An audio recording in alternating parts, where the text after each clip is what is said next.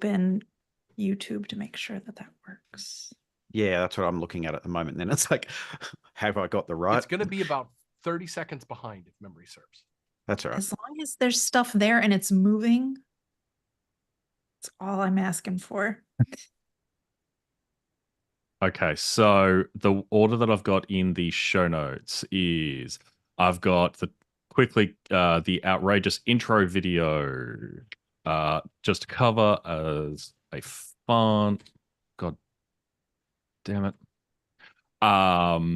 macOS Sequoia stuff, Apple Business Manager and School Manager stuff, the device management updates with all of those notes, Apple Intelligence, and then everything underneath that is then we've got Apple TV Plus, WatchOS if we want to, audio and home, WatchOS, iPadOS gaming. That's all stuff if we have time.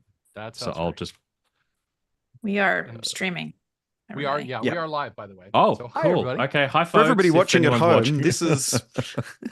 Sorry, this James. is honestly how it starts, right? Like, I mean, I was going to say, we're giving you the peek behind the curtains tonight here at the Mac Admins podcast, as you get to see us go through the last little checks before we get started.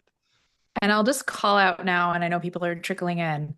We're probably going to be more responsive in the Mac Admins podcast channel on Slack than on the YouTube chat.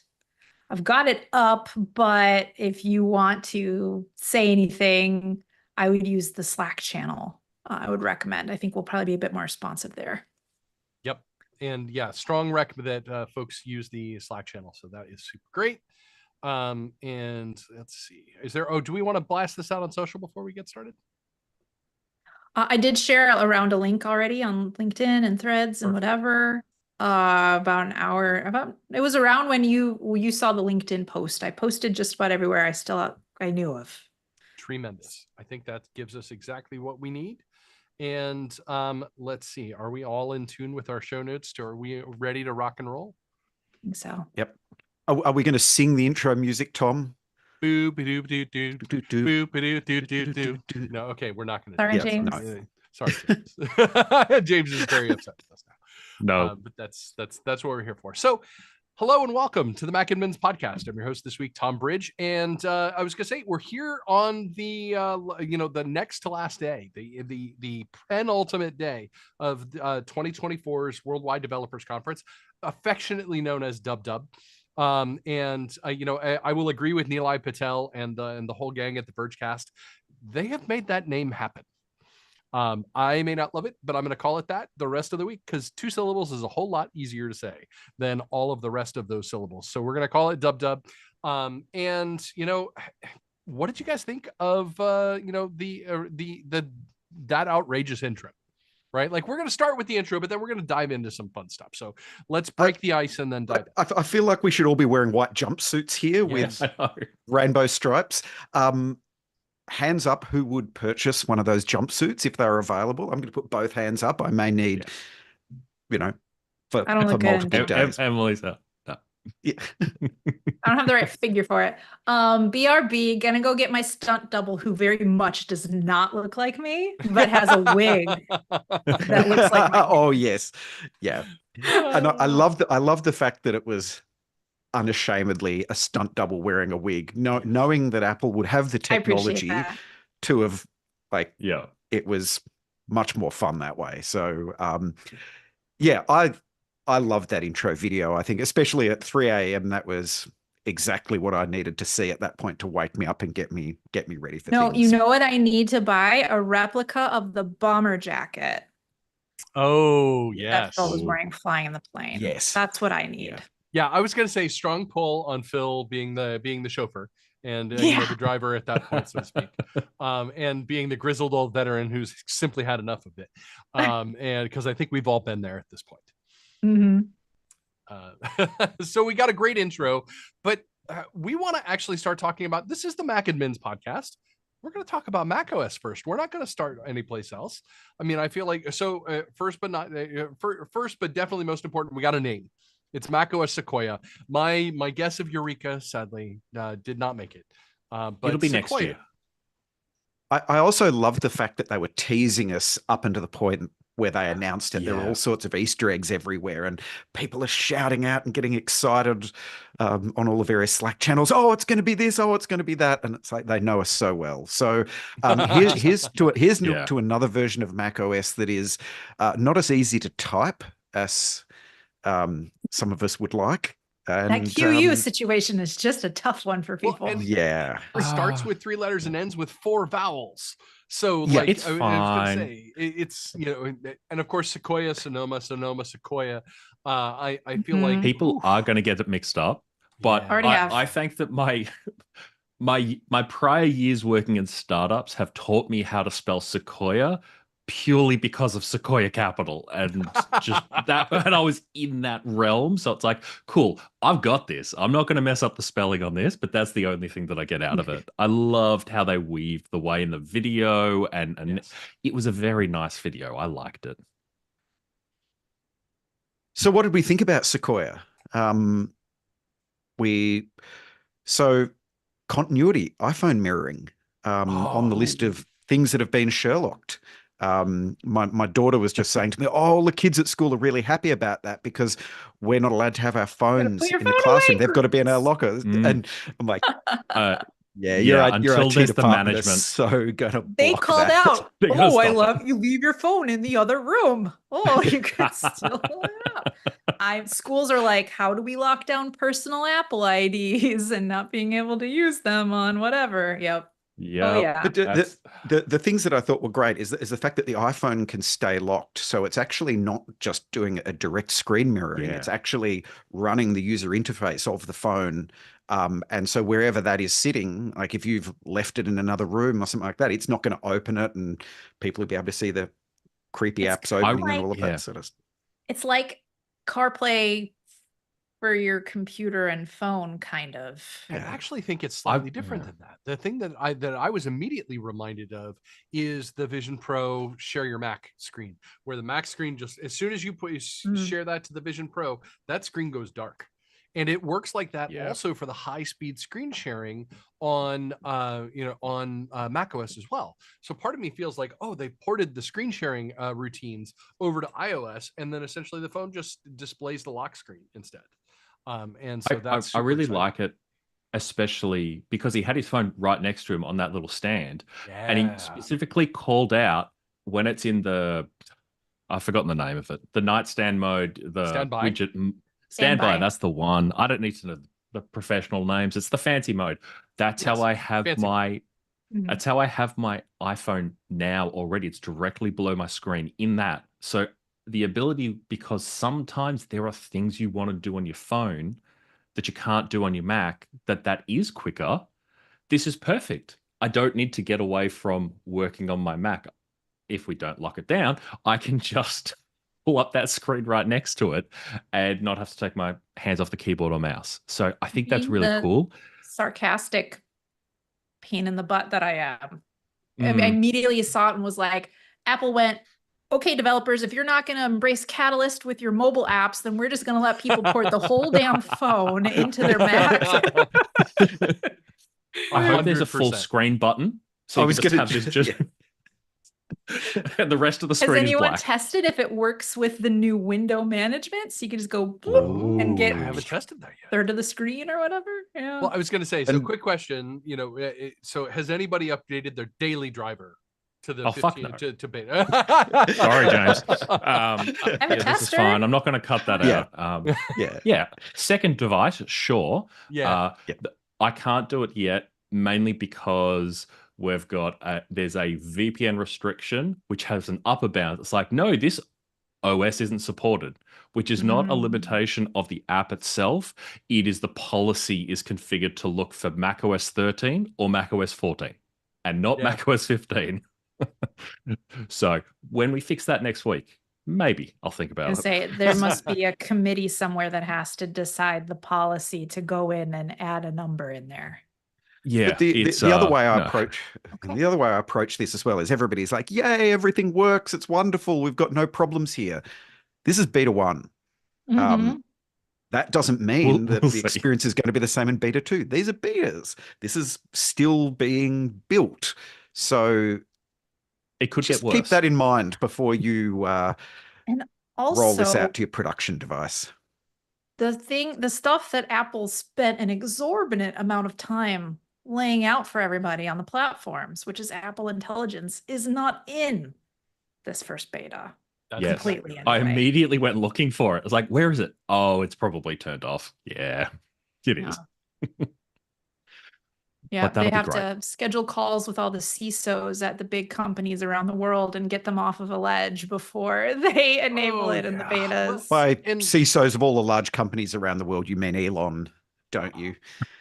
My heart No, goes I out. never mean Elon. I just want to be very clear on that.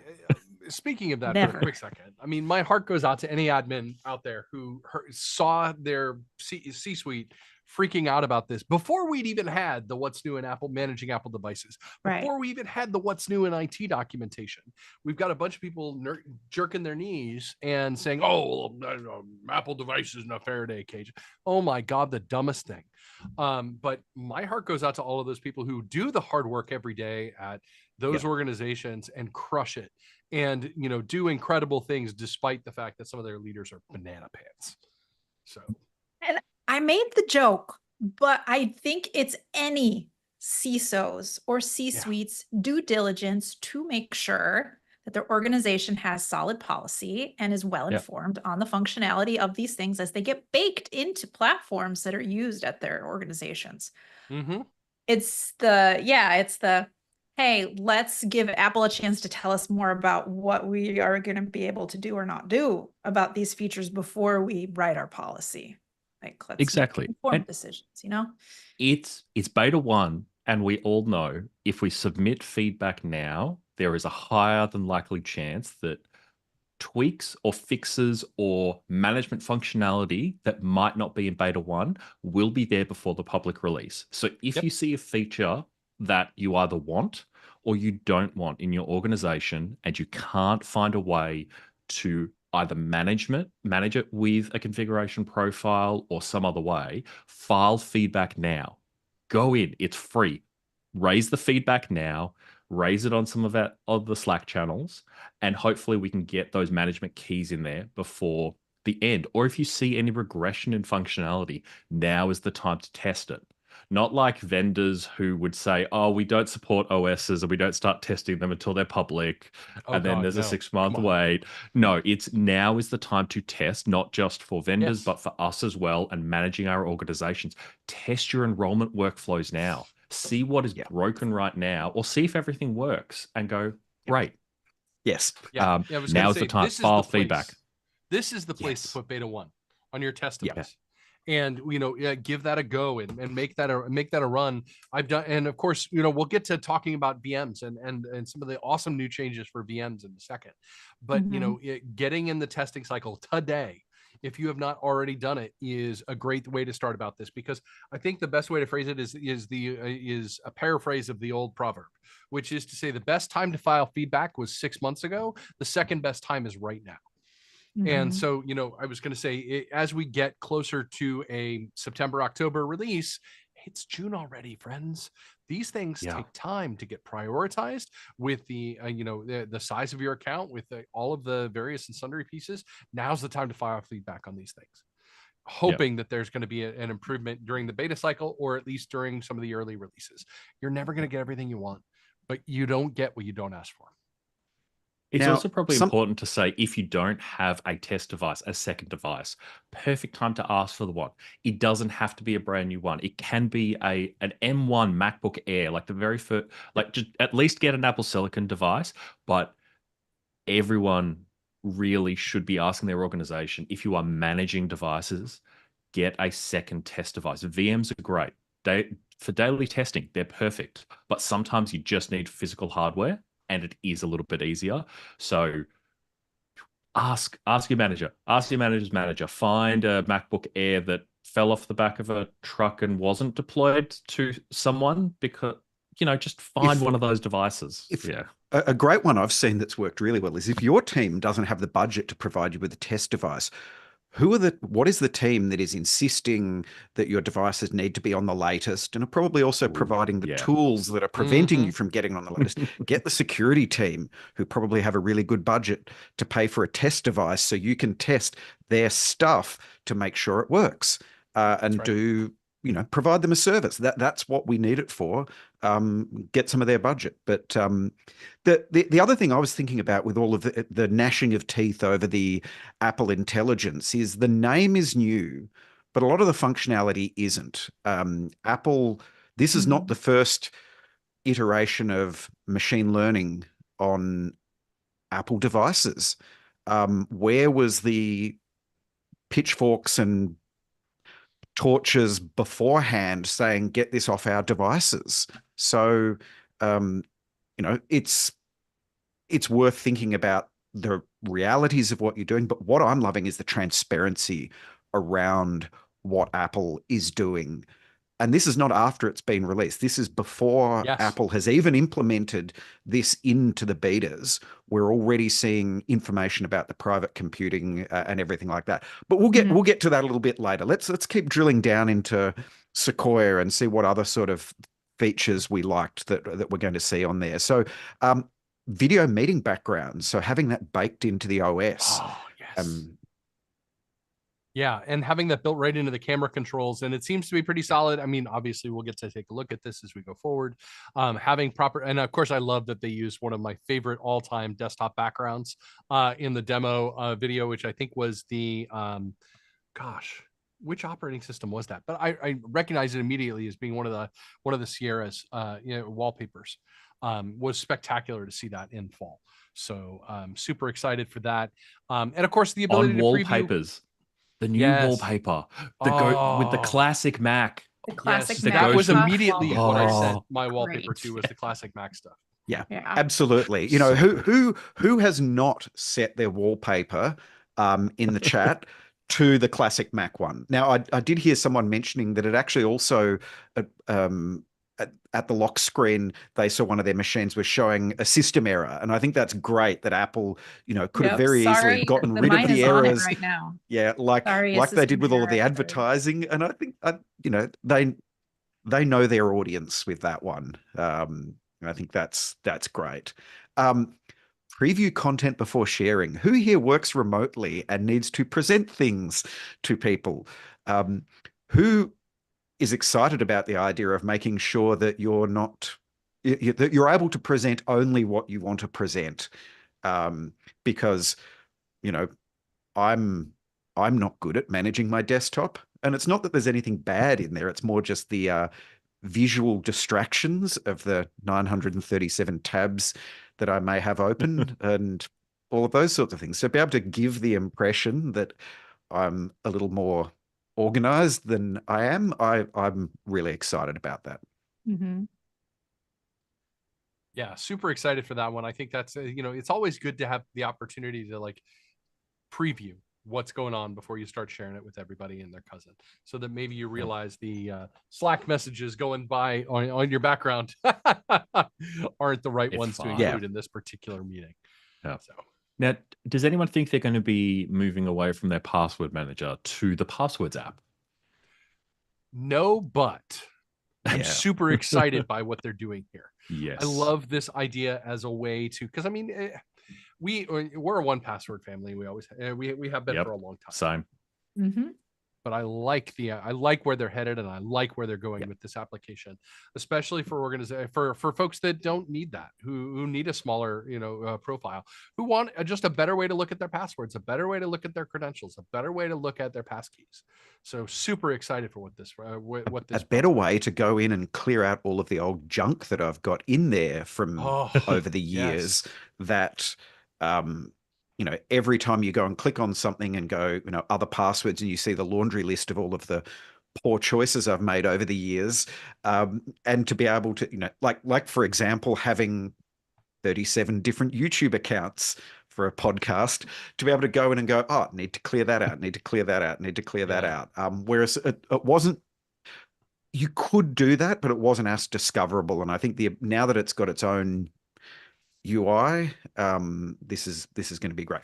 My biggest problem with it at the moment, and it's still very early, is the import and export being a CSV. So the idea of being able to print that out on an A3 piece of yellow paper with an adhesive section on the back, so we can have a super large post-it note with all of your passwords on it, I worry is helping people to make poor choices. But it's better than having no way in or out. Well, one of the things that I really thought was awesome was, and this kind of gets into the passkeys side of the thing, not just the passwords application, was that they've announced a new set of frameworks for when you're doing passkey registration. So when you're doing new account registration, when you do the sign in with your username and your password, and it goes through that process, at the conclusion of that in Safari now, they can do a passkey registration under the covers, which means you get a passkey stored in your password app. And by the way, you'll use that next time. And I loved everything about that, because being able to just say, hey, look, we registered you for a passkey during that process is just stellar. It's a combination of things to edit between those spaces, so that when you can get to where you need to go. I'm really excited for what this means. We'll talk a little bit more about managed passkeys as we get down into some of the sessions, but I really wanted to call that out. That was super exciting to see. I also appreciated them taking some pot shots at Chrome.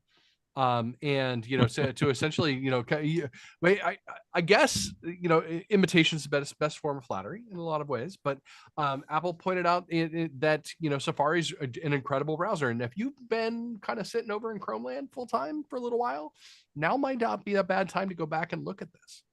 I thought that some of the things they added to Safari this time out were super interesting. I especially love that you could manage extensions now. Absolutely. I was going to say, we'll get to that in the management Apple sessions if you're supporting that. Yeah, the idea of being able to use Chrome as Safari as a managed browser, because that is the strength of Chrome's management model. It's a managed work browser. You can determine which extensions are good and which ones aren't. You can turn them on by default, and you can even use them in private browsing, which I thought was awesome. Yeah. So very excited for Safari getting those functionalities through declarative device management. Those are declarations that your MDM will need to support. Right. So file feedback with your MDM vendors as well. Correct. Is what we're saying, not just Apple. Chances are they already know about it. It's just about getting the God willing, and the creek don't rise. Yeah. Yeah. I don't know. Do any of you folks know people at MDM management companies? I don't know. What's new in managing expectations? Anyone know a product owner? I'm proud of that one. I don't know. So one thing that product owners like is when their product gets completely Sherlocked. And so another one of those, because there was a long list of them, was window tiling. Very excited about this one. Per my previous comment about leaving crap all over my desktop, just being able to achieve symmetry at least with the mess that's on my desktop is exciting. For me, this is one less thing to manage, because I'll often have a configuration profile which I push out for something like Magnet or an open source window manager that I might have in self-service, which means I have the application. I also push out the configuration profile to approve it, and it's extra management overhead. Having window tiling baked into the OS means, hey, if an end user wants to install it, great. But otherwise, I can just remove that config profile. I can remove that app. It's one less dependency on a third party. Really nice to have that in the OS. I just want to drag my windows around and them to snap wherever I want to go. I'm stuck now on, I made this joke in private. A group of us on the Mac admin Slack, I was like, hey, does anyone want to get together and group watch what's new in managing our expectations on Thursday? And now I'm like, I probably should make a shirt out of that. You should make a shirt. Absolutely. Out there. Things I won't make shirts out of. The what is Apple Intelligence calling this? The image playground creation, generative image creation stuff. Now, I appreciate that it feels like they very intentionally went with stuff that was ugly as hell, because I don't think they wanted to scare people. Right? Yeah. I was It gonna was all say, just like, oh no. hard pass was my general response to all of those image pieces. So it's my hope that we get some more clarity on that in the future, or maybe I think that's the part of it that's gotten the least. At the same time, it's also going to be, if I don't actually elect to use the Genmojis that it's recommending to me, just being able to see the Genmojis, and I think Emily picked up like this whole idea that we're going to be using it for family members. No, I'm going to be using it for cats almost exclusively. And given that most of my photos in my library of Alfie involve him attempting to kill me while I take a photo, I'm intrigued to see if the same level of visual aggression is going to be translated into the Genmojis, or whether there's going to be some filter that they've put in place to, say, I'm sorry, that image breaks our internal regulations. We have jokes around this one because she is floofy and we call them pantaloons. Yes. Yeah, I was going to say those are some pantaloons. We can now make pictures of Daisy in pantaloons, which we're she clearly had big opinions about this, which is why she appeared right when we were talking about it. Yeah. It's an emoji for every occasion. It'll be great. Yeah. Important enterprise feature. I think we'll list that one out. So I did want to call out a couple of quick other things that we kind of glossed over. We're going to get some more features in Safari, like highlights, which will read the page and surface some information. So that the restaurant that hides its address and the alt text, you can now get in the top thing. Not to mention a summary of any kind of our reader articles and things along those. Plus a media viewer mode, which I'm super psyched for. Media viewer mode. Yeah, looks great. I'm interested to see how that. Yeah, I also have questions. I'm real curious about it, as well as websites that do the overlay stuff to prevent you from being able to look at pictures and stuff in more depth or in more detail on the web. Like the fact that Safari is trying to give you more transparency around those media objects is nice. I appreciate that. So we'll get some more things there. There are a couple of other system-wide features that kind of go with all of the rest of the things. We'll get to those as we get to iOS, some of those pieces there. But this gives us an opportunity to patch over towards Apple Business Manager and School Manager, so the AXM pairs. And we got a bunch of new and interesting things, starting with a name change, and that is managed Apple IDs and personal Apple IDs are now managed Apple accounts and personal Apple accounts. Maids and paids are now Mars and Pars. Exactly. Totally. 100%. Couldn't have said it better myself. I'm not going to imitate because but I really want Maid to. is easy to say. T-shirt, Maid is good. T-shirt idea, Emily. American Gothic. The pitchfork in front of the house. Mars and Pars. There we go. Hey, Ma, get off the dang roof. Fantastic. But really interesting out of all of this, we got a bunch of new features here that have been talked about so far that I'm really excited to get into. The first of which before we get to domain capture and account transfer, because there are a lot more questions about those two particular pieces than there are anything else. I want to say that on behalf of a grateful help desk nation, thank you.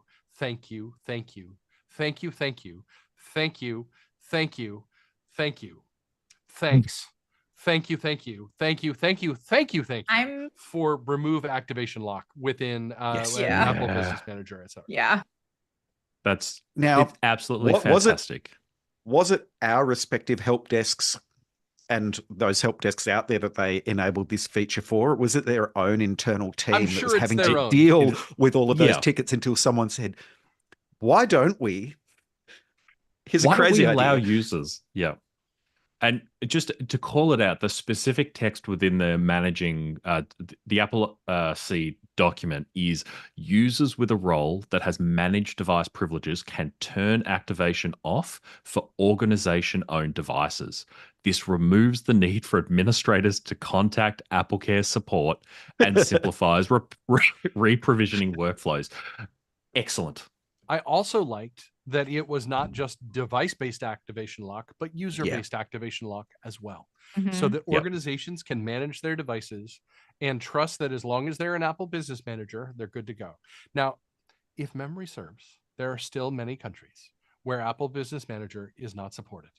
Dear Apple, pretty please, if you want more thank yous, that's how you fix it. Yeah. I was hoping that was going to be an announcement due to the account-driven device enrollment and account-driven user enrollment. Account-driven device enrollment, oh, that's great. It's people who don't have automated device enrollment can use that. Yeah, but you need a managed Apple account to be able to do that. And what do you need for a managed Apple account? You need AXM. So please. In addition, we also got support for Apple Watch and Apple Vision Pro in automated device enrollment, and those devices, if you purchase them directly through resellers or through Apple directly, you can get those in. My particular favorite Easter egg in the video today was the serial number for the Apple Watch that was used. If you did not see it, I will encourage you to go back and look at that particular one, but I believe the serial number used was NCC 1701XXD. So I love that. I absolutely love this. This is my Easter egg of the day. User experience designer, programming team, hero of the Republic, in my opinion. And it's good to know that you went with XXD because the D is the best enterprise. So I don't make the rules, I just enforce them. So who wants to talk about SIS sync and updates to school information systems? Who's here that's the most education adjacent that would even really have a sense of the need there? It's not me, unfortunately. Sorry. I used to want this. The problem that we had in Australia was that none of our school information systems actually worked with this. That may have changed. I haven't worked in education for a while. I'll keep an eye on the chat. The people who are using this, I'm sure are going to appreciate some of the changes here. Yes. So in the chat, there's talk about API. So that was something that was announced that I felt there was a little bit of ambiguity about it. There is an API for managing enterprise developer access to be able to add roles and everything like that. Ooh. Wouldn't it be wonderful if that was just dipping the toes in the water to allow API access for managing other things? AXM. I sorely wish that there was an API that I could call just to let me query what devices I had in a given AXM account, or move them from MDM MDM to another, or reassign them, or anything like that. It'd be great because I've done this the other way. I wrote a little web app which has keys into various Jamf accounts, which then queries via the Apple Device Manager to tell me where a device is, which ABM account it's associated with, because I have to do that from the MDM side, not from the actual Apple side. It's a spider web because I have devices in like 3 different ABMs assigned to 6 or 7 Jamf, and it's just a spider web of trying to determine where is this device managed from. Yeah, I know. You've got more. It's okay. I only have 3 ABM accounts, okay? Only. Marcus knows. Yeah, I was going to say, I've heard the stories. Okay. Not having to scroll API is literally the reason for an API. To get, when you have a last name that is towards the end of the alphabet, you need to scroll a long way to get to things.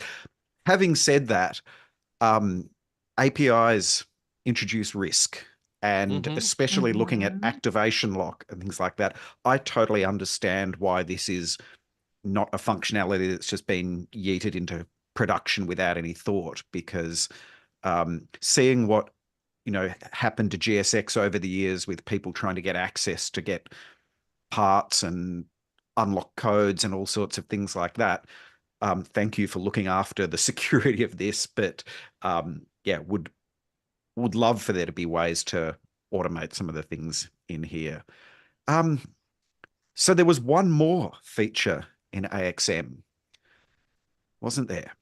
Oh yes, we got something that a lot of folks have wanted. I mean, if you saw my talk at Macaduck this year, talking a little bit about managed Apple IDs and setting these things up, we got some major changes to the way in which organizations can set up processes. And of course, we all wanted these a while ago. And so for organizations that have yet to federate, oh friends, your life is about to get so much easier.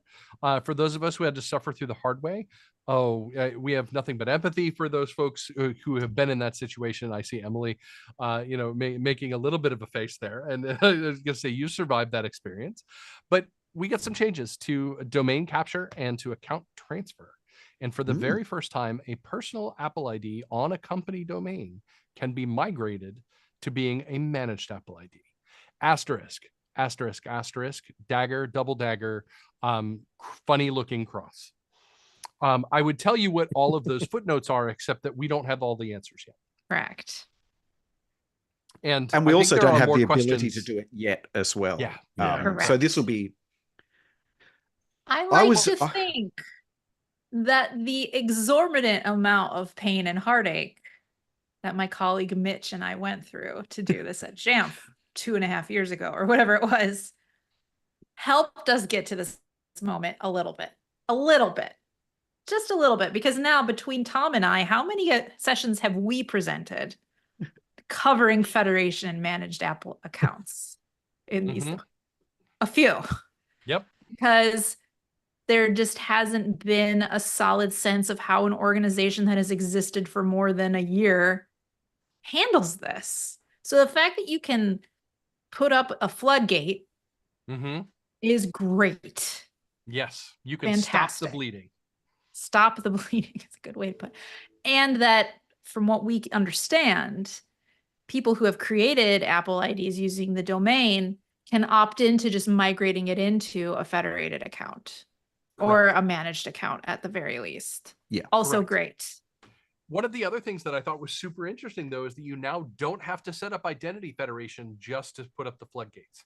You can just claim verify your domain, and that's all you need to do is if you can create a text record in your domain, in your DNS, and God willing, in the creek don't rise, we all can.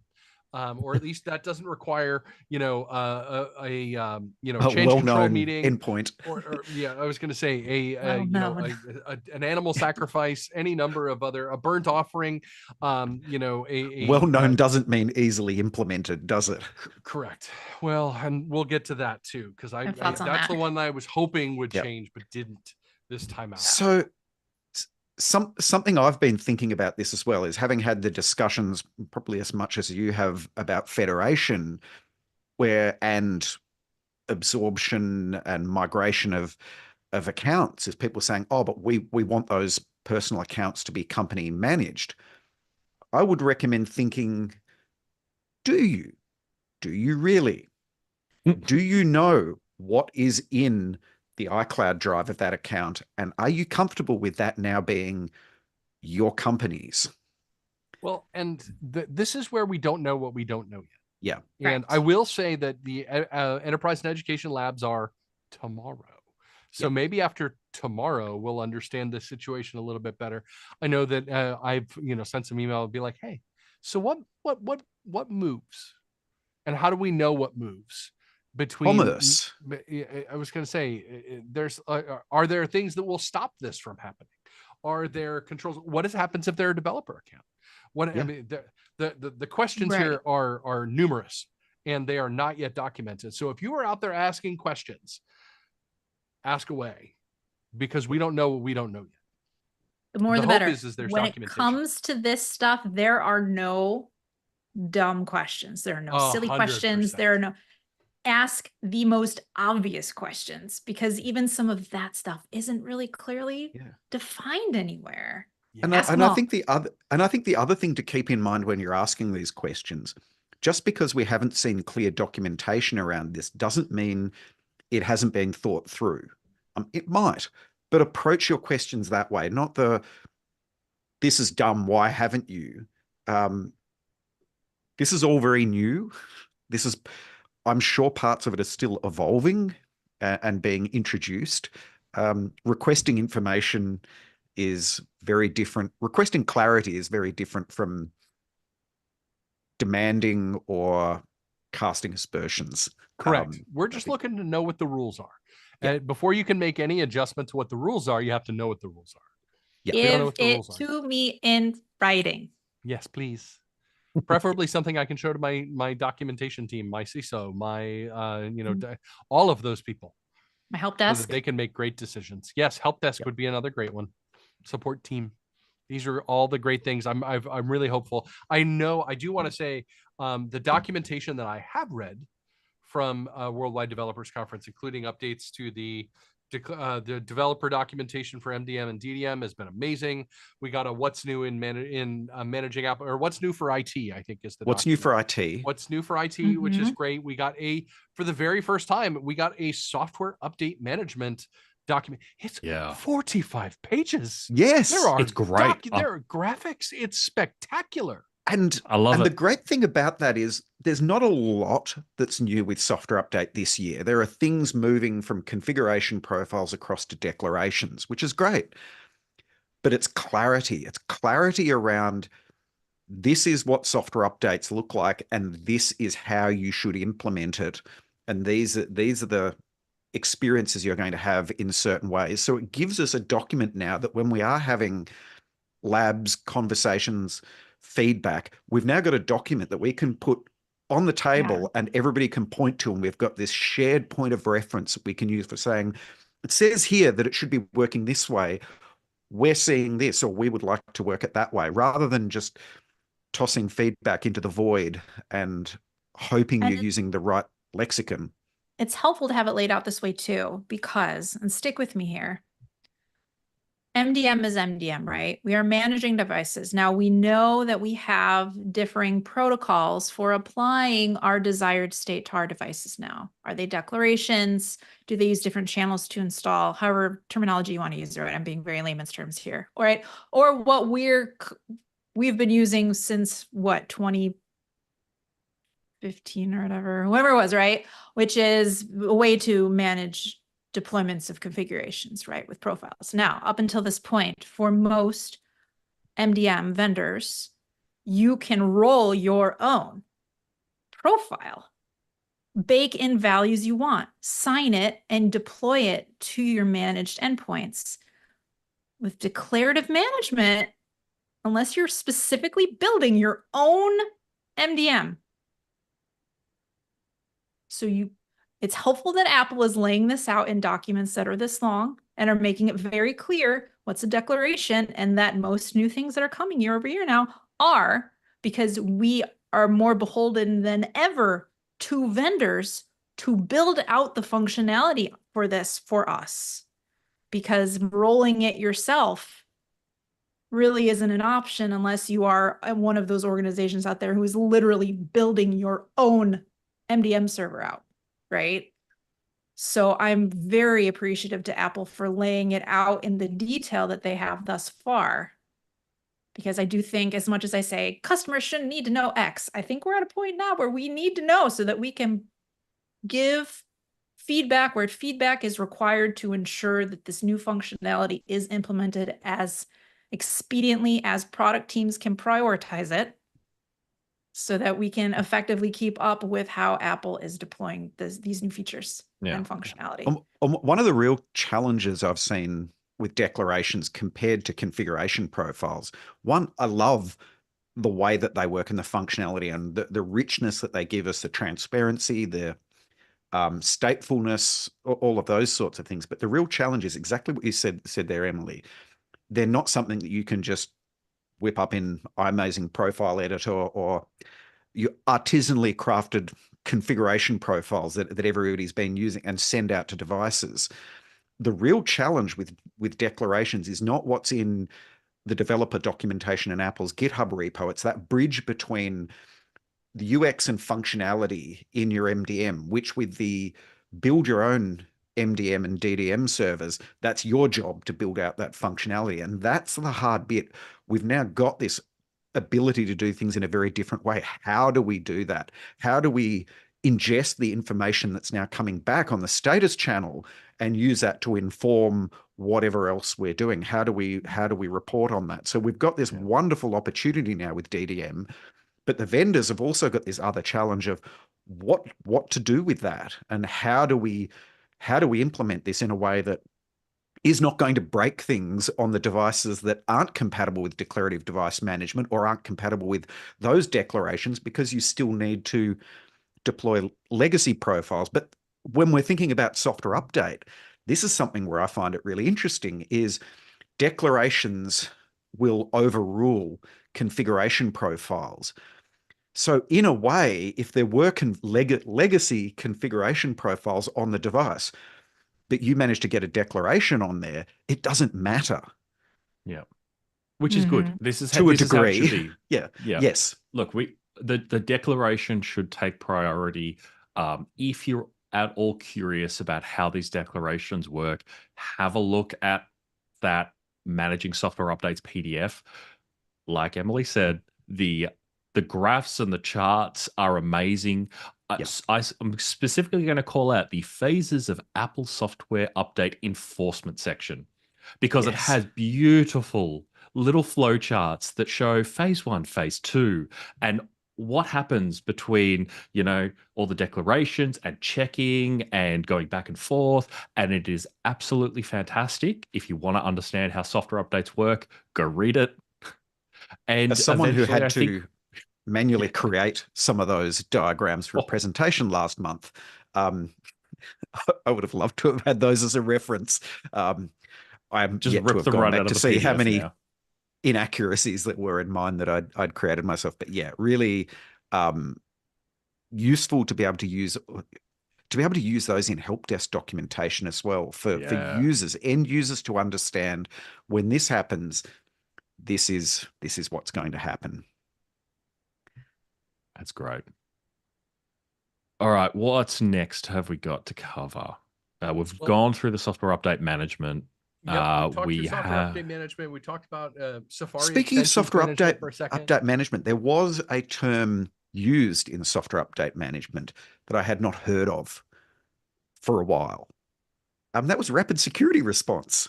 I was they do exist. I raised an eyebrow when I saw that in there. Was it literally someone had just done not quite dead yet? Copy paste of every not quite dead yet. I'm not there dead we go. Yet. Maybe this is the year we will get a rapid security response. Maybe. Yeah. Yep. And then we can remember how they worked again and what Yep. we need to do for them. Okay. By the way, I'm going through our notes. Remind folks that the PDFs that we've talked about are in the Appleseed website, which is beta.apple.com/IT. And you need to be logged in there with a managed Apple ID that belongs to your organization in order to download and see them. Keep in mind the contents of those is for your organization to understand and process. So very important. Mm-hmm. So there was a reference of managed device attestation, which is something I'm really fascinated by. I think this is a mechanism that gives organizations lots of opportunities to provide device security or assurance of device security in ways that eliminate needing to do lots of other things that perhaps aren't really providing the level of security that they want. And there was some interesting changes to hardware requirements. So it's Apple Silicon only for Mac OS, and it's the A11 Bionic chip for iOS, tvOS, iPad OS.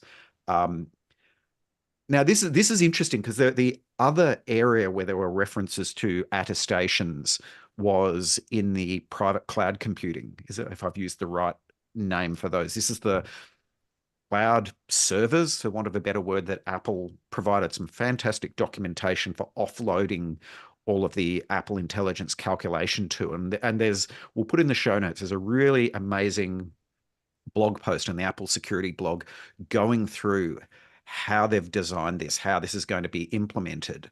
And, I'm fascinated to see what degree the communication with those is going to include things like managed device attestation and network relays to be able to protect and secure the communication that's going there. So seeing some clarity around managed device attestation on device for us as admins to be able to use is great. And that's something I'm really looking forward to being able to use, and getting lots of questions from customers about that one. So, I know the time it will take for all of the infrastructure that everyone integrates with to get up to speed and be able to use that. It's possibly a little more aspirational at the moment, but it's definitely something that people should get on board and start having a look at. I think one thing that I really want to find out more about, and I need to know more about because it's only briefly mentioned, is the call out to background task management, because that sounds very, very interesting to me. I like the sound of it, and I want to know how it works better. And so, for reference, if people haven't seen or read about this yet, it says that macOS can support background tasks that either start on behalf of the user or run as standalone processes. And in macOS 15, executables, scripts, and launchd configuration files can be installed using MDM and are stored in a secure and tamper-resistant location. So this sounds good. I want to know, can I just via MDM say, hey, I want to install managed Python. I want to drop all of these launch agents and daemons that I previously used packages for some processes that I have running. Can I do that all via MDM instead? Can I move away from packages and just configure this via a configuration DDM, profile? not MDM. Right. Mhm. DDM. This is a DDM control. These are It assets. says MDM in the documentation. To Apple. I did notice that, yeah. Oh, is it the same thing? DDM and It's MDM is the MDM. same. Okay, DDM's so layer this is on top of the MDM layer. cool. Correct. Okay, It is. so it's okay. It's like chili crisp and extra spicy chili crisp, right? They're both chili crisp. Okay, One's just a little spicier than the other, right? I'm still interested. I still want to know more, and I want yeah. to know how we do it, Zip it because up, this sounds very Rip good. it out. It'll be great. Yep. So an interesting one with this is, when I said before, you can't just create declarations in iMazing Profile Editor and then upload them to your MDM. The first bit you can actually do, you can actually create some declarations manually and install them on a device, and then the device can't be enrolled in an MDM to be able to test things. So, for science, it's a lot of work. You will get to experience the joys that developers and engineers in vendor land have to deal with. But there are, there's a lot of base64 blobs that need to be included, where if you've got a 9.5 gig binary that you're wanting to put into that tamper-resistant location, that's going to be a big text file with that in base64. But, there are ways that you can play around with this and explore. And that's very useful for then being able to provide feedback to Apple and feedback to vendors about the sort of things that you are able to do. So, that was an interesting discovery. But I'm interested to see what we can and what we are not able to do with that tamper-resistant location. How easy are there going to need to be entitlements for other things to be able to call on the items that are in that tamper-resistant location? Is that going to provide hurdles for using it for all of the things we want to do? What is updating those items going to look like? Not just from the MDM, DDM perspective, but from the user perspective. Like, are we going to see things disappear and come back on? Are there going to be outages or all sorts of things like that? These are all the fun things we get to discover as this starts to move into usability. But, listening to the community's minds start to race and all of the things that they can do about this is a much more fun than everyone going, this is awful. Why did they do this? This is going to stink. There's that one especially, there seems to be a lot of interest around. It was something that was fascinating in the beta to see that you could literally go in and turn off system extensions for endpoint security as well, which is like, sometimes that that might be the right choice, depending on what the system extension is that's been put on there. But generally, if a management tool has put a system extension on there, the idea is that it needs to be there and it needs to stay there, and the user isn't able to go and remove that. But on file feedback. Yes, exactly. But this is also one of the things where I'm not Apple, but I don't think that's going to be a surprise to them, that people will want to be able to prevent that, given some of the wailing and gnashing of teeth over other things that have appeared in that area before. I think that's probably not going to be a surprise. I look forward, to our new PPPC overlords with that one, or however that manifests. We need to talk about how everyone's APNS cert's going to break. Well, hold on. Yeah. I was going to say, this one is super important. You Yes. need to talk to your MDM to make sure that when they create, because that's the whole thing behind the scenes. When you go through the process of getting your APNS set up for the very first time, or when it's renewed, the MDM's job on the back end is to properly encode that CSR so that it's in, many places are still using SHA-1, jump cloud included. We asked why something broke once, and they said, hey, you're not using it right. So I was going to say, moving to SHA-256 or any other SHA-2 based environment is for that CSR is going to be super important. You're going to need to do it this year, period, full stop. So to ask your MDM, are you compliant with this change? Because this one's a big one. And as Daniel points out in the chat, this is long overdue. Yes. And also, the MDM supports it, does the version of that MDM that you're on support it. So this is going to be something to be mindful as we get closer to the SHA-1 not supported, making sure that you are running whatever version needs to do this. Version of an MDM? What's that all about? Some people live in worlds where they don't just use whatever gets thrown into production.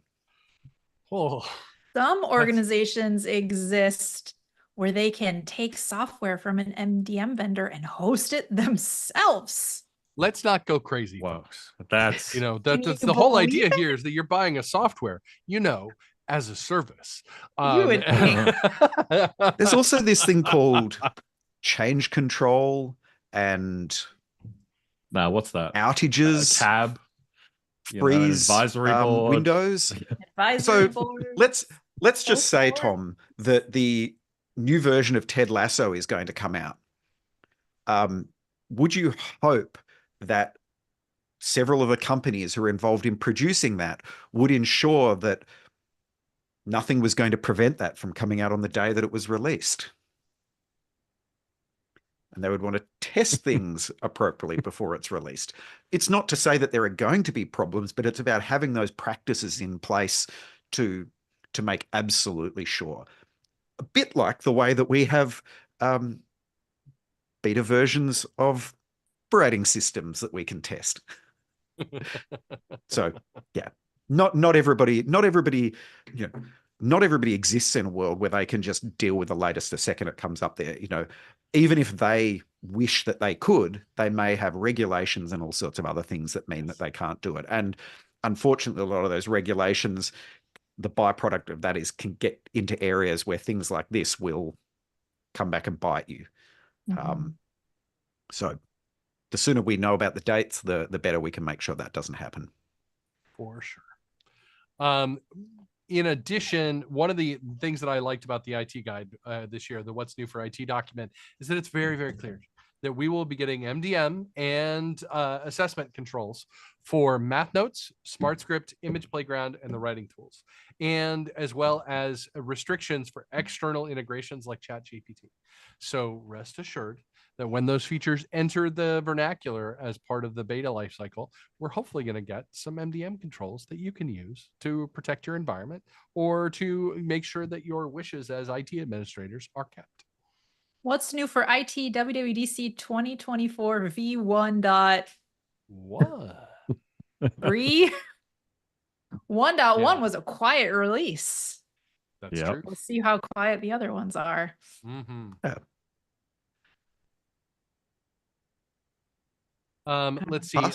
Passkeys. This next one gets Who here likes gets a victory lap. passkeys?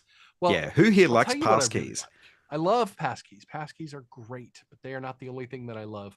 I also love the YubiKey that's plugged into my device, and being able to use that as a multi-factor form during automated device enrollment, during that web flow to provide MDM or to provide a multi-factor assurance. Oh, thank you, friends. That was hard, and I'm sure it took a while. And the great thing about this is it just works. Yes, because it's at the remote management screen as well. It's not something that needs to be implemented by the MDMs. It's something that needs to be implemented by the identity provider, and identity providers that already have the ability to use passkeys. It was great to be able to play around with this straight away and go, oh, look, I can enroll a device without needing a password. That's fantastic. Now, you can enroll a device without needing a password, but user accounts in macOS require a password. And if you have a very long 64-character password, so you don't need to type it in because you can use a passkey or a YubiKey, the next bit is where it gets fun. So I think that, it's important to understand when we're talking passwordless, what we mean about passwordless. Some things still require passwords. And deciding where you want to use that password is a really important thing. But this is great. This is fun. Microsoft introduced passkeys in beta into Entra ID, and here's something we can use it with, which is great. We can understand it. We can start to think about how this could be incorporated into our organization, and we can file feedback to the various people responsible to talking about how we'd like to use it, or the sort of things that may provide hurdles into our organization. So, and I know Andrew Robinson has very strong opinions on passkeys. So, Andrew, here's another thing that you can play around with passkeys. See what happens when you're trying to enroll a device with the lid shut or something like that. No, it's different kind of experience. But, I think we're hearing more and more about passkeys now in all sorts of different places. So, really cool. For sure. So is everyone happy with EX or erase all contents and settings in VMs now? Oh, yes. Sign me up. Especially with iCloud testing. So, yes. Like we got a whole doc or there's a whole video a whole link in the documentation now on using VMs in your environment. So super excited for what that means for organizations, especially as we get to actually test all of these things. So it's going to make your life a lot better. And I'm excited to take it through that process as we go through the testing cycle. Now, you still can't make a VM serial number be something that's an ABM, which is a sad pandemonium. But I get it. We got to move Maybe through. next year, VMs will be able to be registered. We don't need to change the serial number, but just let us provision one. Or let us generate virtualized serial number, a bank just something. Or something. Just let me test it. As much as I would love to be able to do this, I think about how much Apple is relying on the secure enclave at the moment, and that's something that a VM does not, and it would then be an insecure enclave, and the ability to test things with an insecure enclave then makes the secure one not really as secure. And as we start to think about managed device attestation, those sorts of things, personally, I've kind of gotten used to the fact that there are going to be things that a VM isn't going to be able to do. So, interested to see where that goes. But I love the fact that things that weren't necessarily a hurdle or related to a secure enclave are now possible. Would love the ability to be able to do sort of nested snapshots and those sorts of things as well. Thinking back to the old ways we used to test things. But, Apple clearly still understands that VMs are around and people are using them, which is great. Yep. I use them almost daily for a lot of testing purposes. And especially you get near native performance. You can spin them up, you can copy them, you can clone them. It just makes it really easy to be able to test things in a clean environment, which is what we want. And so since that came in, they just work brilliantly. Love that for them. Look, is there anything else we want to talk about on this side of things, or do we want to pivot to maybe Apple Intelligence for a little bit? Sorry, I hit the wrong button. I hit the focus button and it's paused the recording. Sorry, everybody. But the thing that I really want to talk about is platform SSO and some of the updated modes that are available in platform SSO. This time out, we actually get some really interesting new keys here that will allow you to essentially require IDP authentication across File Vault, the lock screen, and login window, so that essentially you can say, hey, look, no matter what you do, you got to be able to talk to the IDP, or you can have a short grace period and you can set that grace period's length. So you can give yourself a minute or two to get back online before you need to really validate those things. And in addition, you can optionally configure Touch ID or Apple Watch to unlock the screen, or I'll not allow those things for your IDP-based credentials. This is getting to be in the right direction. The proof is in the pudding, but we're not quite there yet. I have questions. Now, James, speaking as someone who has a relationship with proxies, I think that's going to be interesting to see what networks will be functional at the File Vault window, and burn it all to the ground. Whoever invented the proxy, I curse you. You make my life like something. Well, look, maybe it's not the proxies themselves. Maybe it's the people configuring the proxies. So, is it a technology problem or a people problem? Look, it's a bit of both. I'll say this. Or is it, or often having worked with lots of people who configure proxies as well, they're lovely people. Is it the people who decided to ask these people to implement a proxy app? It is interpreting corporate policy in an incorrect manner and just reading a line and saying, cool, I will do that, and not having any consideration for how that affects people doing their job. Applying legacy, but also applying legacy technology to modern workflows as well. Pack files, proxies, get TLS inspection, all of those sorts of things. So, look, but once again, this is something that people are loving the idea of. And we all I hope you don't mean loving the idea of proxies. No, absolutely not. No. If you hear me say that, that's a sign that I'm under duress. But once again, Apple really embracing integration with cloud identity providers.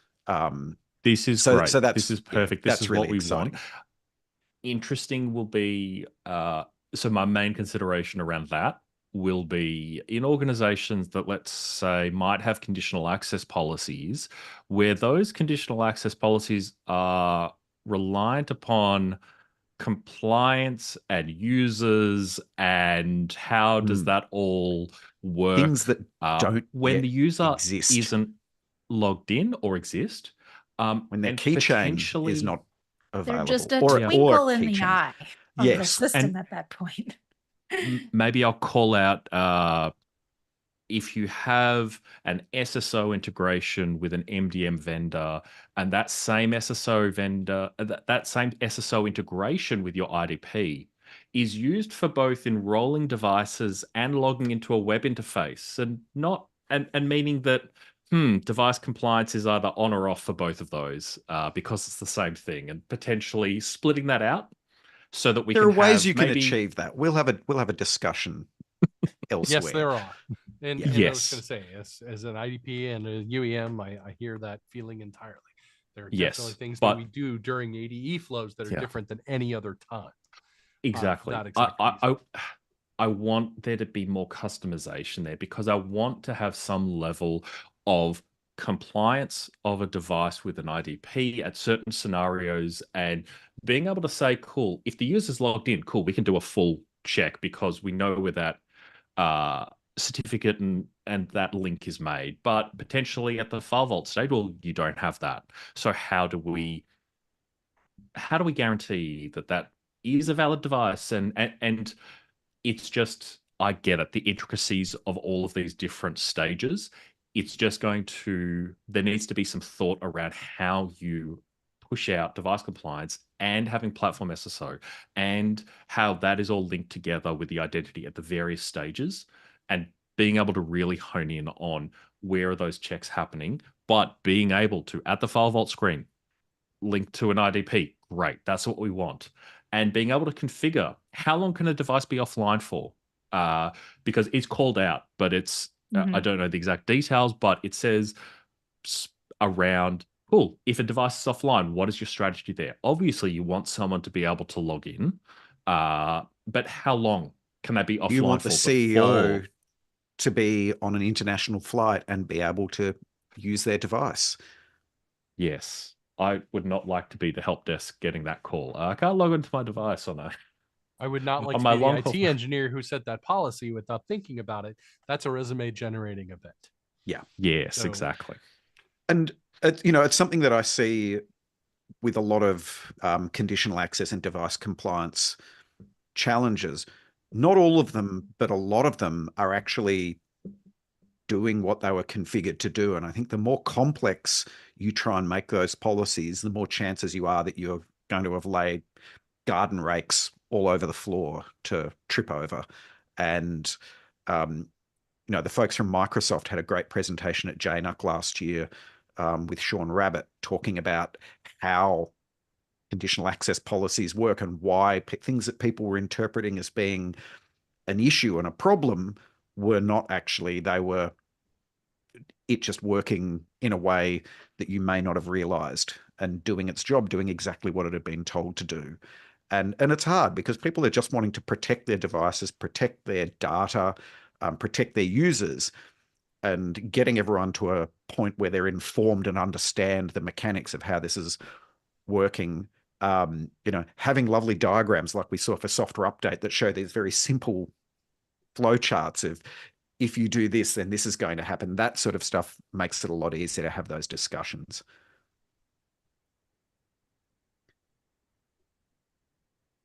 So what are we going to talk about next?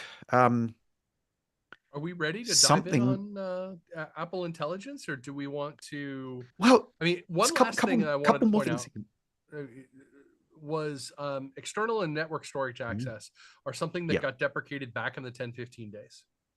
And you used to be able to do this with a media control policy, and then they took that away.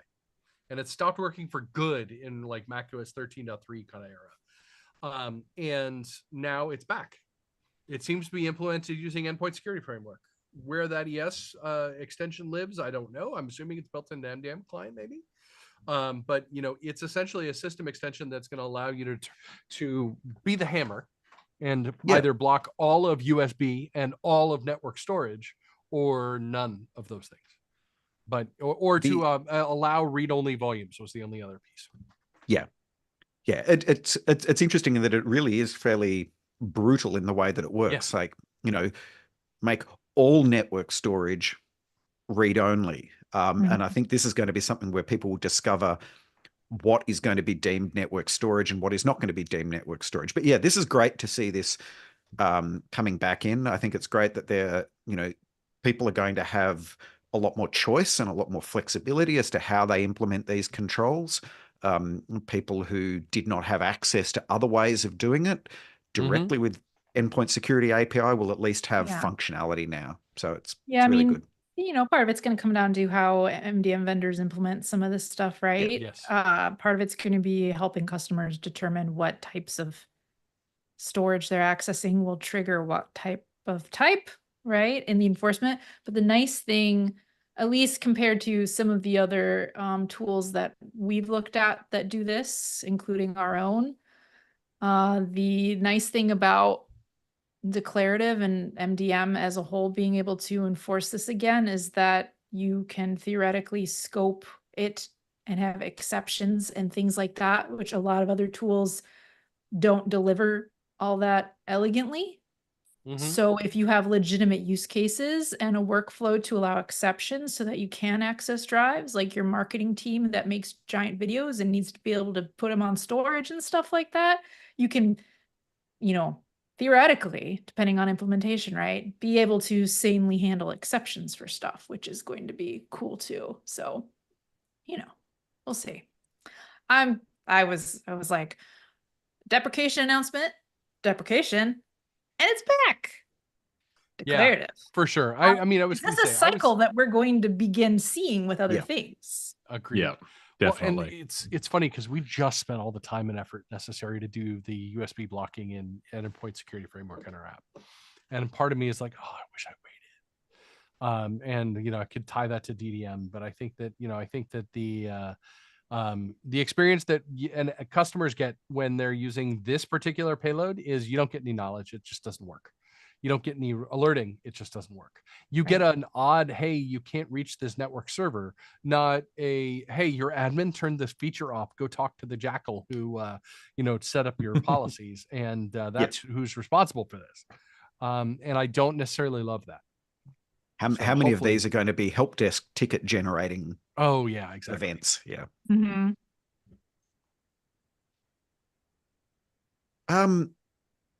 One of the things I found in the beta, which was great, is system settings. Some few changes in there. So profiles now exist in the device management section, which is great. We've got, parity and familiarity with iOS, iPadOS. So that makes sort of documentation, the language to point things to people. But the one that I loved is, because I'm an old man and I'm not good with change, I was not able to find anything in system settings. So I would just have to search for things. When you open it now, it opens straight to the general pane. Yes, thank you. And I seem to be able to navigate from there, and it's thank you. That one is the iOSification of macOS continues, but I mean, I think they did probably take quite a bit of feedback around that.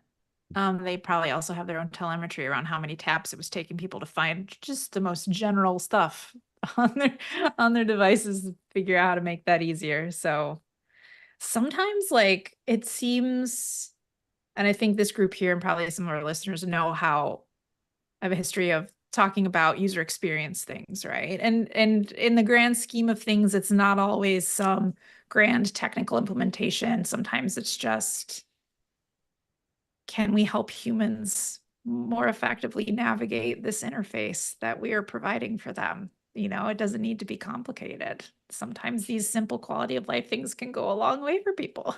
Enough that Marcus brought it up on the live stream, Mm-hmm. Good stuff. So I think that probably covers a lot of the sort of the management stuff that we know about at the moment. So do we want to sort of dig? We also know, I feel like it's worth covering, and this is on the iOS side. I know we've largely focused on macOS. Oh, yep. For me, it feels like aside from Genmoji, which I'm very excited about, the big standout for me on iOS was this new functionality around hiding and locking apps. Yeah. Mm-hmm. Yeah. Ooh, yep. And we do know, especially after today's session on managing our expectations / what's new in device management, that managed applications will allow for management of the ability to do or not do those things.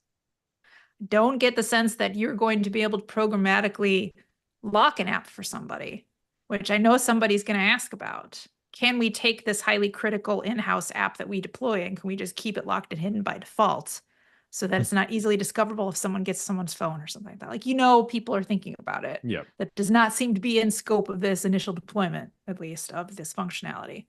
But as long as an app is managed, so that includes supervision and personal, but just the managed apps on a personal device, you'll have the ability to manage that, the ability to lock and hide those apps, which I think is the important thing is if the actual user of the device uses Face ID and identifies that they are the person using the device, they're not hidden from them. They're just hidden from other people. Yeah. I loved one of the gems in that I really liked is account-driven user enrollment if the user has hidden an app, the MDM cannot see it. They get no visibility over that. But on a device-enrolled, organization-owned device, you get visibility over what a user may have installed and hidden on that device. So I think, once again, it's really showing that line in the sand between my device, my choice, your device, all its base belong to you. Yeah. And I mean, to be fair, in current state, the MDM can't see any of the personal apps installed in the personal partition of an account-driven user-enrolled device anyway. So it makes sense, right? Yeah.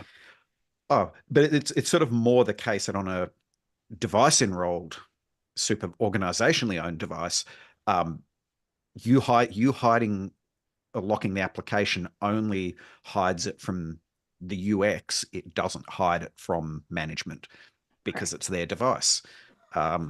You know, and they have to have control over that. But yeah, I think this is going to be a very useful tool for a lot of people. I think this is, you know, privacy is really important. Yeah. Name of the game, really. So, all right, Apple Intelligence. Yeah, we have to, right? Yeah, I feel like we're 90 minutes in. I feel like we're 80 minutes in. We probably ought to start talking about the big mamma jamma here. So I'll say I'm incredibly happy because what I asked for, I think it was like 3 weeks ago when we were praying for, hey, what's going to come? What's going to happen? And I said AI. And what I asked for was, please let at least some of it be on device, or for this AI to happen on devices. So for organizations that might have regulations that they need to kind of comply with, that we can have some of these features without having to just turn them off because it's going to the cloud and we don't know where it's going. And the fact that they are building some models, not all models, but some models into the hardware, that it will be on the device itself, A+, thank you. That's what I want, because it might not be the most modern model. It might not be the most kind of performant model, but allowing some of these features to stay on device means that there is a greater there's a higher likelihood of being allowed to use these features in organizations that have regulations that are primarily concerned around data leaving devices, DLP, and having at least governance and control over where company data might be going. And company data doesn't necessarily mean, you know, customer information. It can just mean data generated by an employee and their queries and stuff that might not be allowed to leave devices or leave that. So having these models on device, great. I haven't gone through the private cloud compute blog post. Have any of you gone through that? Mm-hmm. Yeah. Oh yeah. It's phenomenal. This is stellar. This is something that I've sent around to a lot of our staff, to a lot of people at Jump Cloud, to a lot of people outside of Jump Cloud. I had some media requests this week. There was like, why is it was very, we've decided to tell the story the way we want to tell the story, not based on anything piddling like facts. But this particular article is spectacular. It talks about all of the protections that go into the private cloud compute or private compute cloud that's associated with these models that are done off device, which has no persistent storage whatsoever. It has no privileged access whatsoever. It has a really solid security model that prevents individual data points from being tied back to an individual user without compromising the entirety of the cloud. There are a lot of privacy protection mechanisms associated with this tool in order to make people comfortable using it. I'm thrilled. I'm ecstatic. They put this in the design. To me, it almost seems like it is on device, but it's a supplement to your device that's up in the cloud somewhere. Because the ability, you know, the way the design has been described, it seems like there just isn't a way for that data to leave that device. Even talking about the sort of things you would normally do with cloud compute, where there are backdoors so engineers can go in and fix things. It's literally like it can turn off and it can turn on is all it can do. And you don't need to be able to log in to be able to do that. And the code on these devices will be available for auditing. So you can say, this whole, well, we're not comfortable that you haven't built backdoors into this. Here you go. Tell us what's in it. I guess there's going to be issues that organizations will have about geolocation, where these are hosted. Maybe there might be an opportunity to be able for exceedingly large organizations with lots of money to be able to host some themselves, or at least have some that are privately available to them. I don't know. Probably not. You'd probably need a lot of money. Money often talks with requests. That's why we put the number of devices affected in our feedback. That's right. It's just a nice way of saying that. My token joke of, is it FedRamped? Yes. I'm just waiting for the chat here because I know that, I'm sorry. It's sorry. And that's one of the real challenges, where people may absolutely love the idea of this and love what it's able to do, but there is a regulation there that just says, no, you can't do this. And that regulation's not changing anytime soon. So no. And the ability to avoid getting in a position where that may inadvertently be happening. But this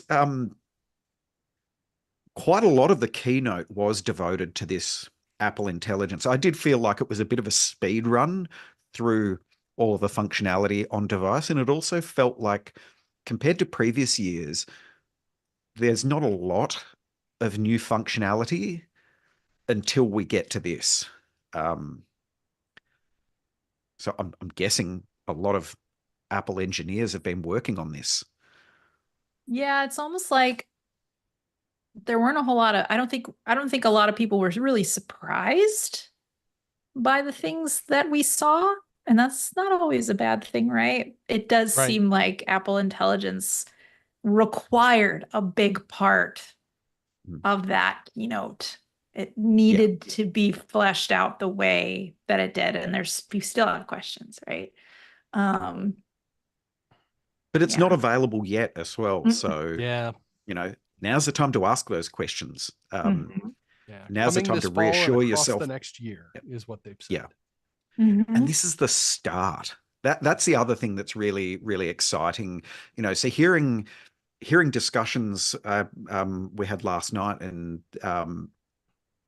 ANZ Mac around teachers, where often the default at schools is turn this stuff off. It's going to poison the mind of the children. They won't learn things. But the math notes, I'll say maths notes because there are more than one here in Australia. That's amazing. Yeah, it's amazing. And seeing the one I'm an opportunity to be able to use that for learning. But I also think it's going to be interesting to see where things go, where artificial intelligence, ChatGPT, all of these things are out there and being used, sometimes for good, sometimes for really awful reasons, and being able to teach people how to use them effectively, when to use them, when not to use them, how to make good choices with them so that they can go into business and be able to work in a world where this stuff is out there and you're going to be having to make decisions about when to use it, when not to use it. And I think this is a really good opportunity to rethink and work out where we're going to get to. When will those regulations start to soften because there are ways to be able to use this to make it more secure? There was a reference in the chat from Scott Blake, corporate LLMs. There was mention about there's integration with ChatGPT coming, but it will be open to other third party. Now, if that third party can actually be your organization's LLM, that's really powerful. Might not happen for a while. Creating your own LLM is no easy task. It's just a big file maker database, isn't it? It's all it's an Excel spreadsheet. Yeah.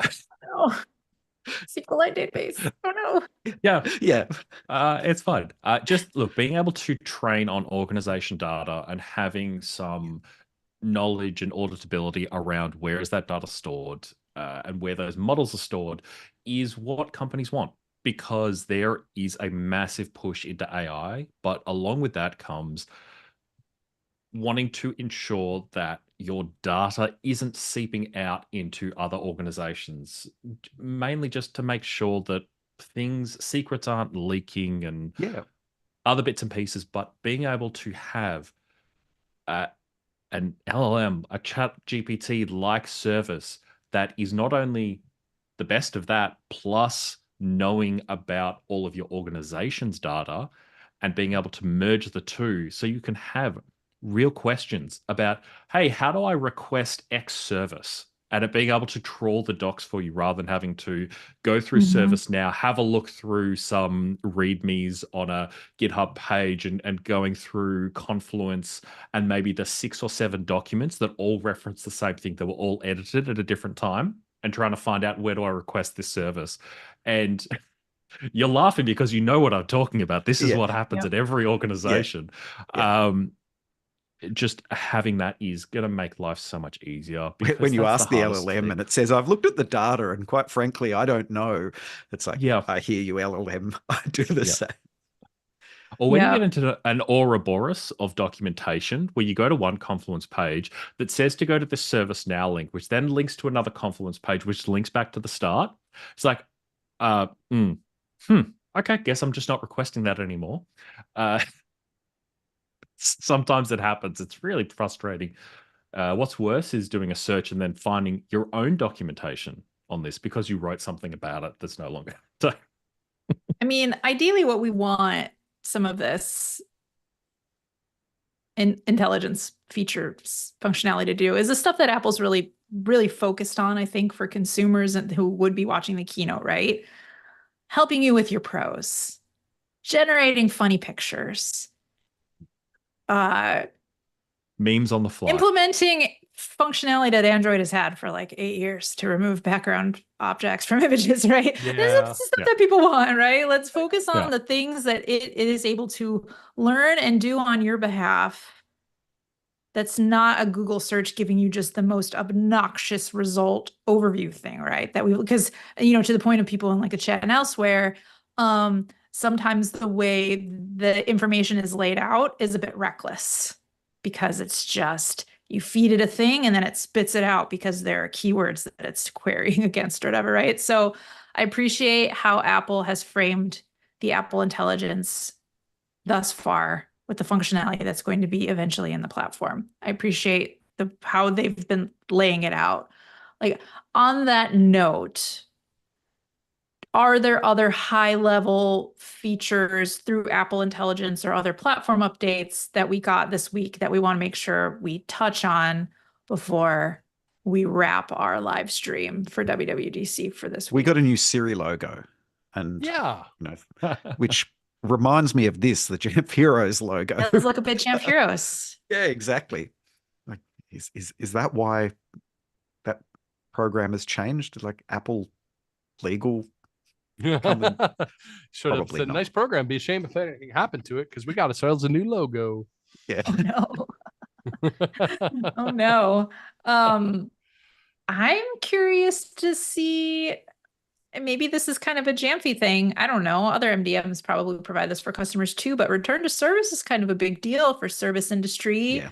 Hospitality, medical industry. TVs.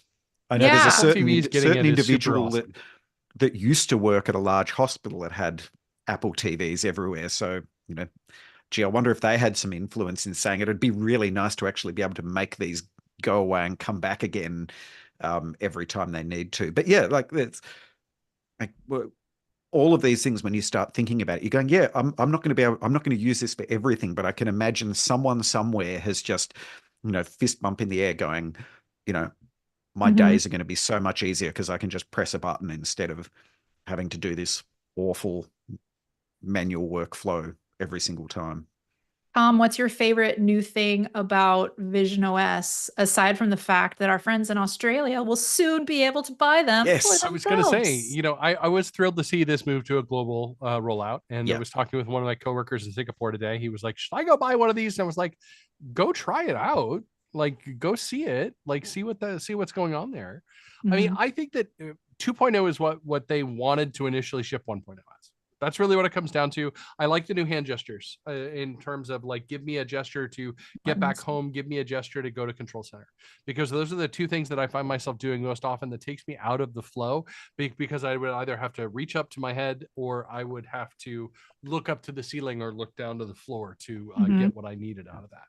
So super excited for Vision OS 2.0. So, I'm also kind of excited for like a couple of camera manufacturers to jump on the, hey, we're going to let you Yeah. make these immersive videos on your Yeah. own Yeah, and that's edit in that's Final very Cut for cool. Mac. yeah. So I was most excited about the enterprise APIs. So the idea about, Yeah. thinking about them being able to get into manufacturing and field services where the enterprise apps can now access the camera. So you can see what the user is seeing and be able to provide guidance as to what they need to do. Accessibility. Think about people with vision impairment, that you can provide guidance as to what they should be doing, be able to move things that are in the foreground where maybe they don't have good visibility into areas where they can see things. I think, starting to see the possibilities open up as to where these can be used, and why this is a tool that's very different to anything we've seen before. So that's really exciting. Anything else anybody has seen with Vision OS that's piqued their interest? I think that No. we'll see this explore. I'm looking forward to more content. Yeah. for it. Yep. That's the other The piece. the train support was something I was thinking, really, Oh, yeah. what's different about a train? Until somebody had told me that if you sit down in a stationary train and put it on, all of your windows are stationary. And as the Shinkansen takes off from the station, all of your windows start disappearing very quickly. It's like, Yeah. is that a race condition that wasn't really thought about in version 1, and nobody tested it on a fast moving train? Yeah. I think there are a couple of other things that I wanted to talk about in other platforms, though. One of them Yep. is Mhm. a huge improvement to AirPods Pro that's coming, which is essentially if you've got your head gestures, so that if you get a call and you want to answer it, Yes. you can nod or you can shake your head. And I loved the elevator video for that, where the guy is like holding the thing and says, "Mom is calling." He's like, yeah, shakes off the call entirely. I thought that was pretty stellar. That's a pretty nice grab. I think that the other one that I was really excited for was let's pause your rings. I love a good streak. Yeah. And as someone I who had has a good yeah. I've had streaks in the hundreds of days before. And there was a point where I was in the 500-day range and I Yep. injured my shoulder on my and I couldn't ride my bike. And I lost a 500-day streak because I couldn't pause it while I was doing rehab on my shoulder.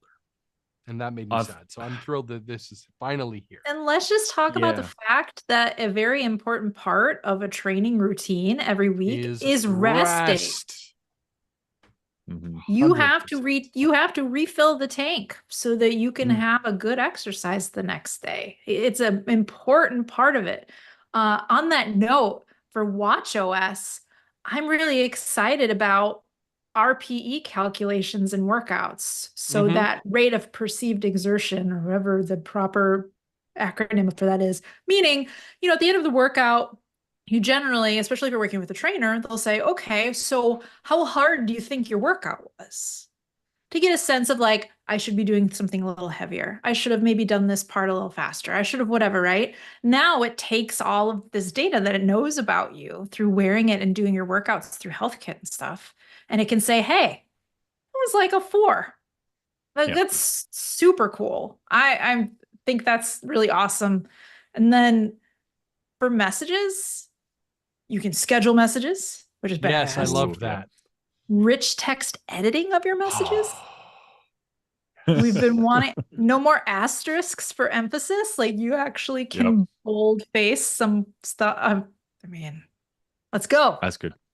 Let's Jumping go. back to macOS quickly, Martin in the chat reminded me JQ is now built into Yes. macOS, Mhm. which is for all the hoops that we've had to jump through in the past to pass JSON data in Bash. Yes, you could, or ZSH. Yes, you could do it in Python, which is a lot easier to do. But sometimes you just have a simple shell script and you want to work with some JSON data. And in Mhm. the past, I've just been using the JavaScript for automation snippet to be doing that, but to actually have JQ baked in and not have to deploy another binary to devices, A+. It's great.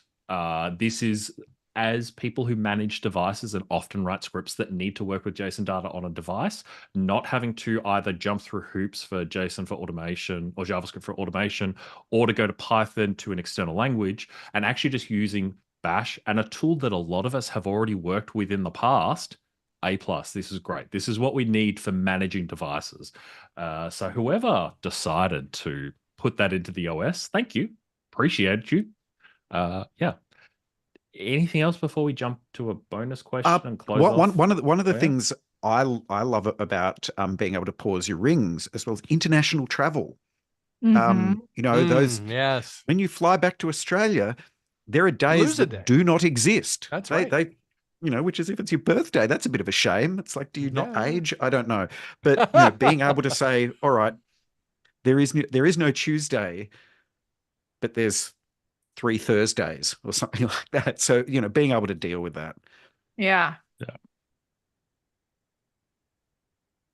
I think Do we want a bonus question? What do we feel like here? You got a good one, James?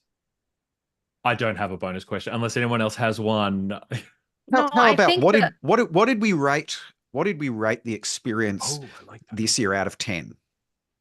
Ooh, that's a good one in terms of like the overall keynote and then things along here. I'll dive in first. I think, I'm an 8.5 here. I think that the possibilities that are deep into Apple Intelligence are so exciting. I need to see them in reality. I'm going to take away a 0.5 point for the generative image stuff, which I could not care less about and actively despise. I'm not so looking forward to hideous. that. I want that gone. If- I'm not a fan for it. Every message I send to you going forward is going to have one Oh of these no, generative you're images. gonna make Um, share your Apple ID photo with this person. Yes, it's a generative AI thing. Oh man, but yeah, I'm a solid 8.5. I don't think that they didn't knock it all the way out of the park. And I think that we're still getting some of the details. We're still getting some of the information. I could revise this upward at some point, but I'm really excited for the possibilities of the thing. I think I would have liked to have seen new M4 MacBook Airs or Pros this time out, and we didn't. I would have liked to have maybe seen an SE3 or an SE4, and we didn't see that this time out. So I mean, a couple of things that I was looking forward to, kind of hoping against hope for, that weren't included. But I'm a solid 8.5. How about you, James? What do you give it? I'm going to reserve a number because I haven't watched a lot of the sessions yet. I'm very positive on it all, and I am thankful to Apple for continuing this streak of events that are pre-recorded, released in batches, and are well produced and are quite short and snippy. I love that for example, the what's new in device management is 24 minutes. It's a short, sharp session. It is having this content. Live presentations are great. If you are at a conference, perfect. It is great. But having these sessions that are to the point, gets through, not only respects our time, but also it is a great way of consuming that content and just being able to release it in batches. And they're all really well produced as well, the ones that I've seen so far. So I like this. I like everything being released a day at a time, having them all. They all look great. They have a lot of information. They already have links and their documentation and their transcripts done. So let's keep that going. That's what I like about these. Yeah, and it's a boost for not an accessibility beyond geographic location, right? Yeah, exactly. Being able to watch the keynote and the platform State of the Union with an ASL interpreter, having transcripts that you can read or use a screen reader with, it's really just making this information as digestible as possible for the most of the speed most amount control of people. Yeah, and On- speed on control, all that pre-recorded kind of stuff. videos. Yeah. Yep. Yeah. Yep. Totally. So what do you rate it, Emily? I'm gonna rate it differently. Yeah. So my rating is on a scale of 1 to 10 of anxiety created, because I'm not the posse that Yeah. you all are. Yeah. And I would say I think that's a on good a one. 1 to 10, I'd probably be a 2 or a 3, Yeah. Hard Yeah. same. Yep. right? I think Yeah. there have been years where the anxiety level is like a 7 or an 8. This one is Yeah. Absolutely. Now, the Last thing year it was that- like a 6. Year before that was 9. Yeah, I'm with you. you know, I think what I'm finding, and I remember when we were talking about it in one of the WWDC previews, I made the joke, like, you know, if we made a drinking game out of mentioning AI and WWDC, would we survive the week? Obviously the answer would be no, we wouldn't even made it out of the keynote, which we all figured was true, right? Yeah. Where I do get a hi. Hold on, daughter is coming to say hi. Oh, Oh, look how big she is now. hi, Isabel. Hi, you gonna go with daddy and take a shower?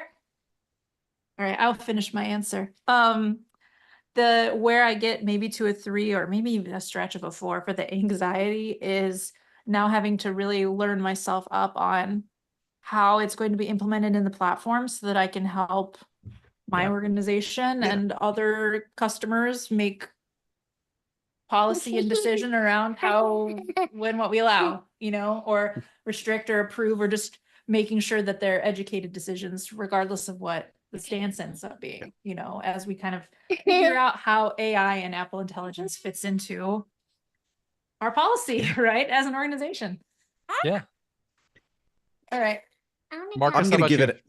I'm going to give it an 8, and I Let's listen to absolutely this. support from an anxiety point of view, from a device management side of things, very low. I'm going to nitpick on 2 details. I'm going to take 2 points off. The first one for the iPhone requirements. I can see Martin in the chat has said that as well. It's like, show us all of this stuff, and we've all got to buy the new phone to be able to use it. And the other one was, why did what's new in device management need to be on the last day? Like, couldn't it have been Yeah. on the first or second day? Like, I'm happy for all of the developers and all the sessions that they want to watch. That's lovely. We'd love to be able to know fairly soon what we're going to do, and then perhaps give people some time to be able to digest and create their questions to put into their lab sessions and everything like that. But I also understand scheduling things is hard. And there are a lot of things at play, but I'd love to be able to see that session, because in previous years we've had it brought forward, and that was great. That was wonderful. But aside from that, like, pretty happy. Not feeling terrified about what's coming next, not feeling like we're losing anything, that it's like, this is something that we all really love to use and it's being taken away. It's more opportunities rather than having lost things. So yeah, that's what I feel. So before we sign off and before we head off to learn more about all of these things, I just want to take a second and say thank you to all of the people who have been busting their bums for the last year plus on these features. The folks on the professional enterprise workflows team, the folks who work on the device management features, the folks who work on these Apple Intelligence features that are out there, the folks who have really kind of dove in and really made things great. Friends, you're doing incredible work. And we can see it. Every one of us who is now calm, because, you know, I mean, I definitely was kind of rocking back and forth thinking about my roadmap in the corner as of Monday morning. I'm okay now. I feel okay. Thank you for making me feel okay. And and thank you for giving us the amazing tools that let us do what we do. Yeah.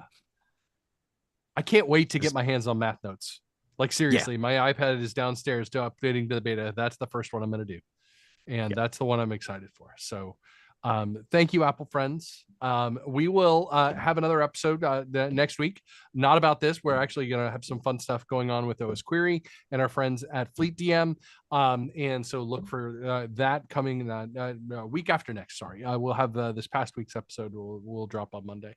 And thanks for hanging out with us live tonight. I don't know if we're going to do this more often. I don't think so. It's a lot of attention and adventure at difficult times.